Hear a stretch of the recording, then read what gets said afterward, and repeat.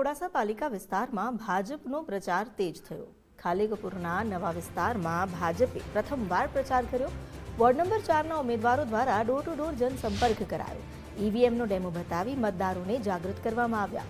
નવા ભળેલા વિસ્તારના લોકોમાં उत्साह જોવા મળ્યો। શહેરના નવા સીમાંકન બાદ પ્રથમ વખત મતદાન પ્રક્રિયા થશે।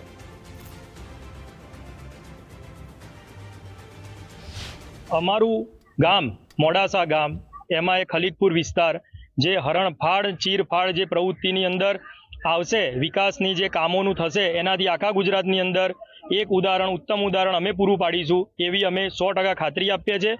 અને એના માટે જે પણ કરવું પડે એના માટે અમે ખલીકપુર અમારું ગામ બનાવી દઈશું એના માટે અમે ખાતરી આપીએ છીએ ચારે ઉમેદવાર વતી। મોડાસા શહેરના અંદર મોડાસા શહેર ભારતીય જનતા પાર્ટીના સંગઠન દ્વારા વોર્ડ નંબર 4ના અંદર ખલીકપુર ખાતે ઉમેદવારોને લઈને પ્રચાર અભિયાનની શરૂઆત થઈ છે। એની અંદર તમે જોઈ શકો છો કે મોટી સંખ્યાના અંદર કાર્યકર્તા ઉત્સાહના ભેર ડોર ટુ ડોર પ્રચારનું માધ્યમ શરૂઆત કરી છે। ત્યારે સમગ્ર મોડાસા શહેરના અંદર એક સારું એવું વાતાવરણ ઊભું થયું છે ભારતીય જનતા પાર્ટી માટે।